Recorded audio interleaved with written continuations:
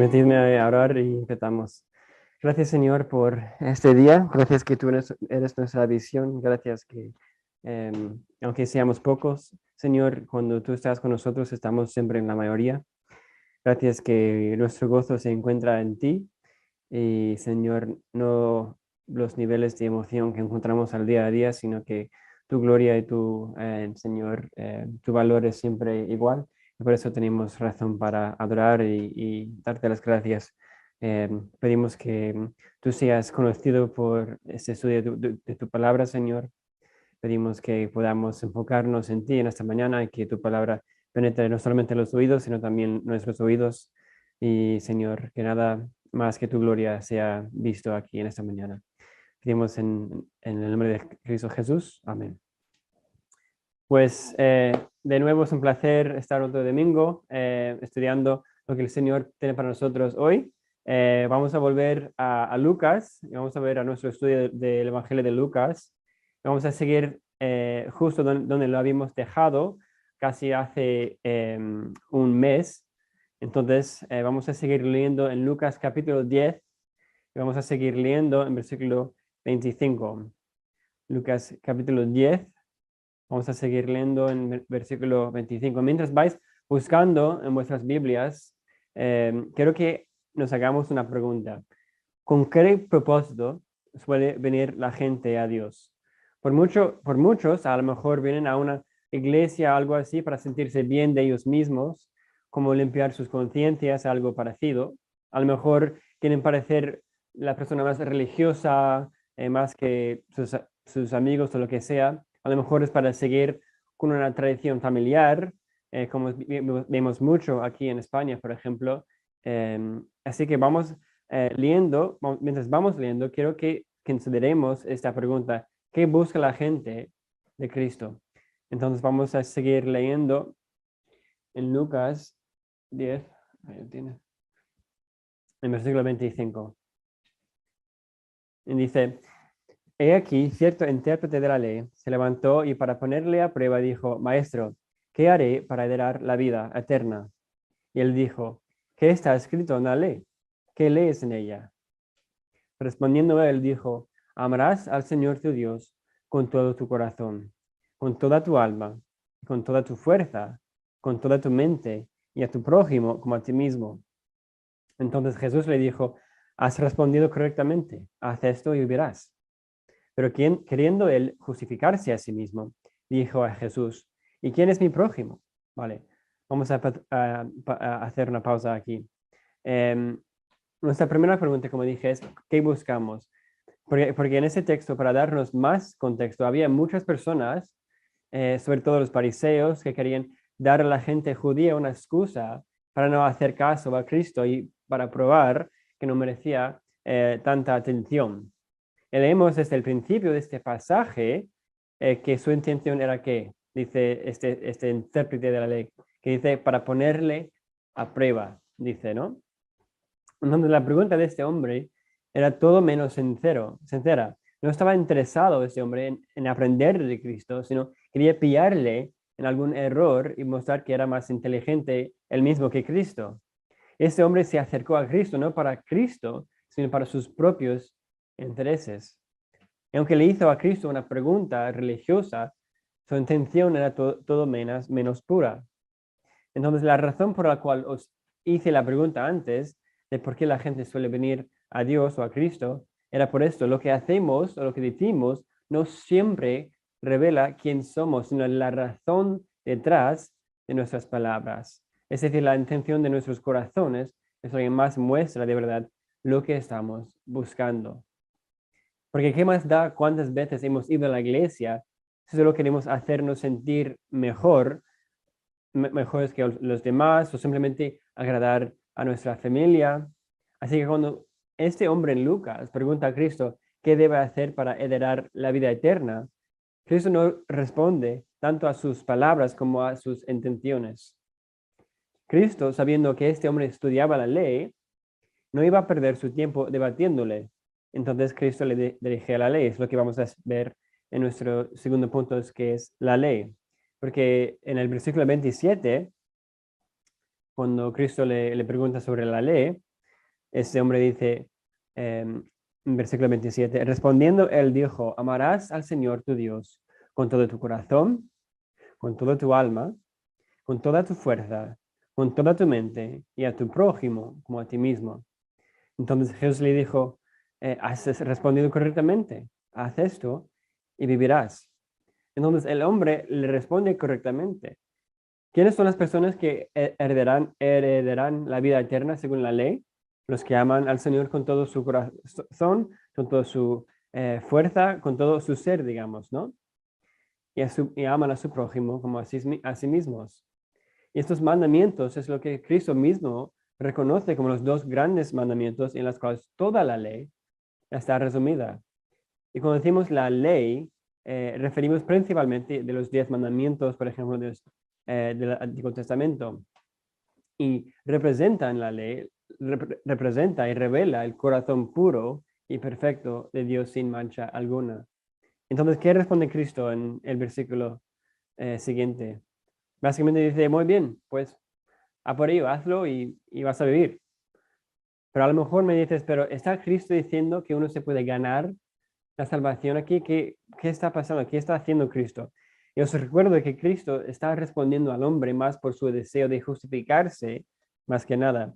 Porque Cristo, lo que siempre vemos en estos versículos, es que Cristo fue un genio de responder a las preguntas trampas de estos líderes religiosos.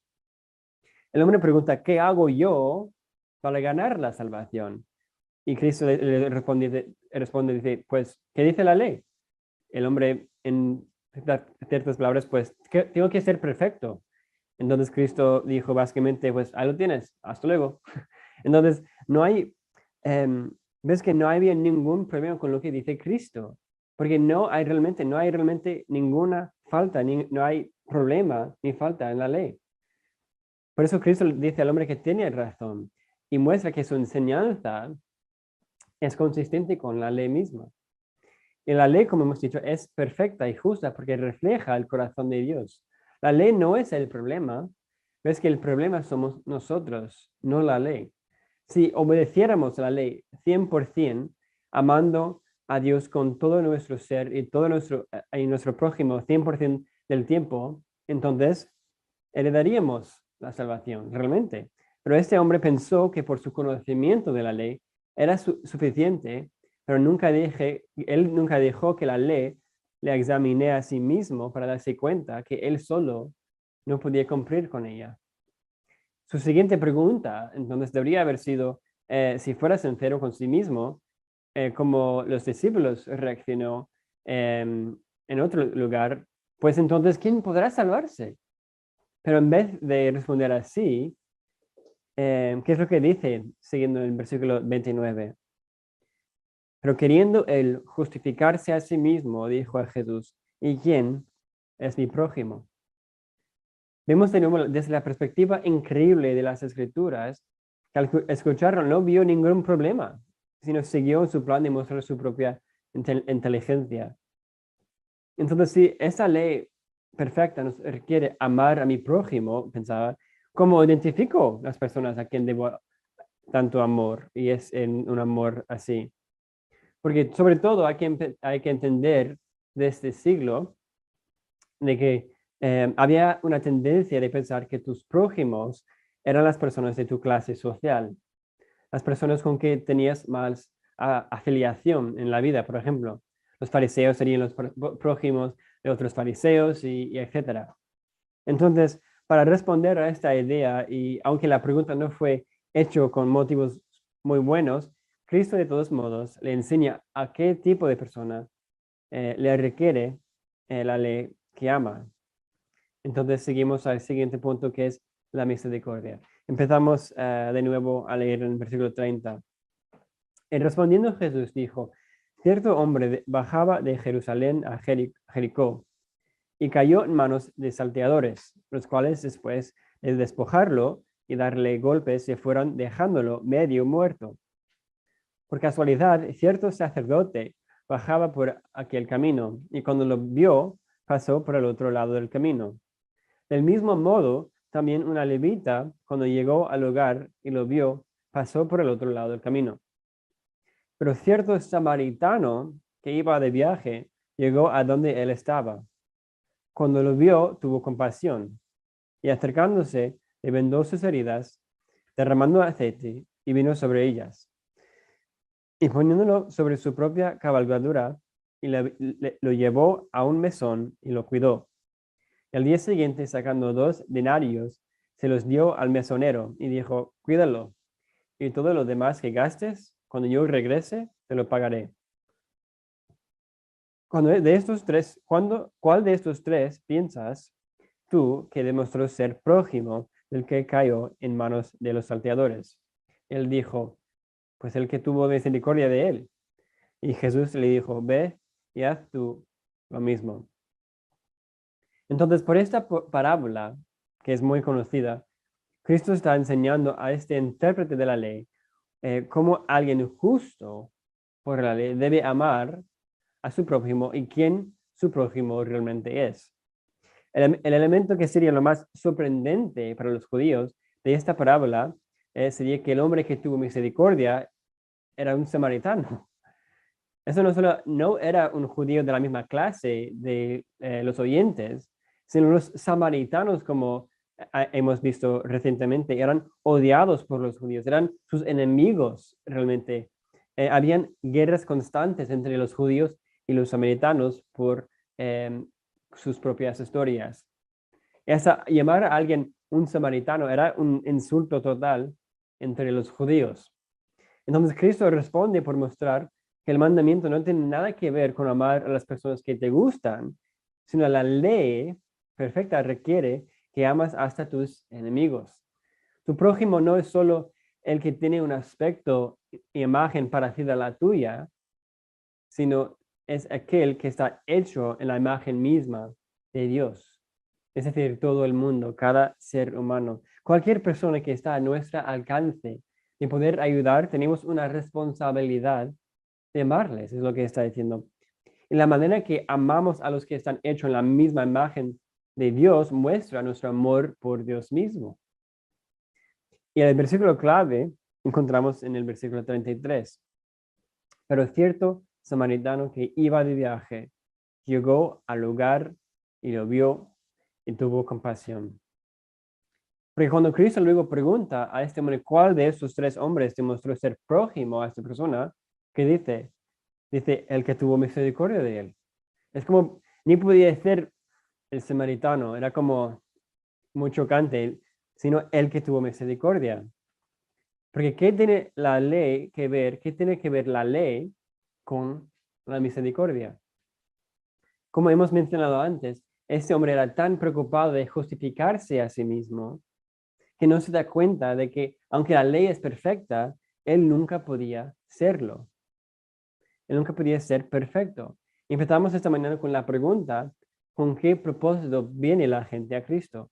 Y si quieres la respuesta correcta en la vida, a veces o siempre tienes que hacer las preguntas correctas para empezar. Porque compara esta interacción con otra persona que tuvo Cristo, compara esta interacción con otra interacción que tuvo Cristo con un fariseo llamado Nicodemo. Vemos en Juan 3, empezando en el primer versículo, Juan 3:1, dice, había un hombre de los fariseos llamado Nicodemo, prominente entre los judíos. Este vino a Jesús de noche y le dijo, Rabí, sabemos que has venido de Dios como maestro, porque nadie puede hacer las señales que tú haces si Dios no está con él. Respondiendo Jesús le dijo, en verdad te digo que el que no nace de nuevo no puede ver el reino de Dios. Nicodemo le dijo, ¿cómo puede un hombre nacer siendo ya viejo? ¿Acaso puede entrar por segunda vez en el vientre de su madre y nacer? Jesús respondió, en verdad te digo, que el que no nace de agua y del Espíritu no puede entrar en el reino de Dios. Lo que es nacido de la carne, carne es. Lo que es nacido del Espíritu, Espíritu es. Entonces aquí tenemos otro judío que no buscó a Jesús para justificarse, sino vino con la presuposición que Cristo era quien dijo que era. La respuesta a un motivo sincero es una respuesta mucho más útil, vemos. Por nuestra propia rebelión nos hemos hecho enemigos de Dios mismo. No le queremos en nuestros pensamientos, solo queremos sus buenos regalos diariamente, como dijimos la semana pasada. No te quiero, Dios, solo dame tus cosas. Paso de ti. Y esa es nuestra naturaleza. Si venimos a Cristo buscando nuestra propia afirmación, como aquel intérprete de la ley, no nos es dejado nada sino nuestra propia condenación. Sin embargo, si venimos a Cristo humillados y desesperados, acudiéndole a Él y solo a Él por fe y solo por la fe, entonces tendremos su justificación, que salva, no una propia que solo condena. No podemos ganar la vida eterna. No hay ninguna cantidad de buenas obras que puede librarte de tu propia naturaleza. Por eso hay que nacer, como dice en Juan, hay que nacer de nuevo a una nueva naturaleza que Cristo mismo ganó por los que creen en Él. Porque seguimos leyendo en Juan 3 y vamos a estar al versículo 16. Y dice, porque de tal manera amó Dios al mundo, que dio a su Hijo unigénito, para que todo aquel que cree en Él no se pierda, mas tenga vida eterna. Porque Dios no envió a su Hijo al mundo para juzgar al mundo, sino para que el mundo sea salvo por Él. El que cree en Él no es condenado, pero el que no cree ya ha sido condenado, porque no ha creído en el nombre del unigénito Hijo de Dios. Entonces, en la palabra de Cristo no hay mejor ejemplo que Cristo mismo. Como los judíos a los samaritanos éramos enemigos de Dios, nosotros mismos. Y no solo estamos a punto de morir por nuestros propios pecados contra nosotros mismos. Dice Pablo luego en Romanos que espiritualmente era yo, por ejemplo, muerto a mis delitos y pecados. Y Cristo me miró como este samaritano miró al hombre que moría en la calle y me tuvo compasión y misericordia. No por nada que le di, nada que merecía yo, sin embargo, yo le odiaba y de todas formas tuvo Cristo misericordia de mí. Entonces, una vez que hemos experimentado la misericordia de Dios, se ve la evidencia en cómo no solo amamos a Dios, sino cómo tenemos misericordia de los demás. Me gusta como dice Charles Spurgeon y lo resume de la siguiente forma. Dice que nunca se ha olvidado que lo que la ley requiere de nosotros, el Evangelio lo produce en nosotros. La ley nos enseña quién debemos ser y el objetivo del Evangelio es transformarnos en ello. Jesucristo, Dios el Hijo, vino a nuestra tierra de rebelión y vivió 100% de su vida amando a Dios con todo su ser, amando a su prójimo como a sí mismo, 100% de las veces. Y luego entregó su vida a los judíos y los romanos para hacer un sacrificio, tomando en sí el castigo de su pueblo para que él pudiese darles a ellos su vida perfecta y justa, no por sus obras, sino solo por su gracia inmerecida. Entonces, tenemos dos opciones. O intentamos justificarnos a nosotros mismos por la ley, como ese intérprete en nuestro texto, y negar el hecho que nunca vamos a poder satisfacer ni nuestras propias expectativas, y mucho menos las de nuestro Creador, y enfrentar la muerte eterna por nuestra rebelión. O la segunda opción, venir a Cristo buscando nada más que Cristo para salvarnos de nuestros pecados. Él vino a tener misericordia como ese samaritano. Entonces, como hemos visto la semana pasada, su sangre ya ha sido derramado. La pregunta es si habrá sido por nosotros. Oramos. Gracias, Señor, que podemos confiar en ti, que tú has sido el ejemplo máximo, Señor. Tú has tenido misericordia de nosotros, Señor, mientras menos lo merecíamos. Pedimos que nos ayudes a, Señor, no buscar justificarnos a nosotros mismos, que en este mensaje de tu evangelio, la realidad de tu ley, Señor, que cuando miramos a tu ley, vemos tu corazón perfecto, tu naturaleza perfecta, Señor, pura y santo, podemos mirarnos y ver lo mucho que faltamos, Señor, más y más. Y por eso miramos a Cristo y vemos tu misericordia, que fue derramado por todos que iban a venir a ti, Señor. Pedimos que este mensaje no sea solamente por los que nunca lo han escuchado, sino también para los que lo han escuchado miles de veces, que nunca sea, Señor, algo que nos cansamos de escuchar, porque siempre es lo que más necesitamos escuchar, porque es lo que más olvidamos en nuestra día a día. Ayúdanos, Señor, a vernos como ese hombre dejado por muerto en la calle, no por lo que otros hicieron, sino lo que nosotros hemos hecho a nosotros mismos por nuestra rebelión contra ti. Y gracias que podemos, Señor, acudir a ti, a Cristo, y Señor, que en ti podemos nacer de nuevo, y podemos, Señor, ser realistas con nosotros mismos, que podemos ser, Señor, sinceros con nosotros mismos de nuestra necesidad de no tener que buscar, Señor, justificarnos.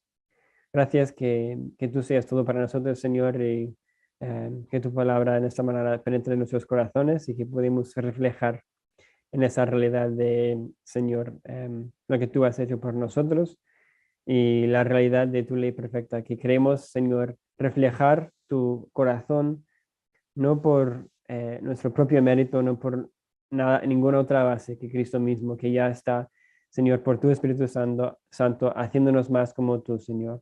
Ayúdanos en cada momento querer amarte más y mirar la manera en que amamos o no amamos a nuestro prójimo como un reflejo a nuestro amor por ti.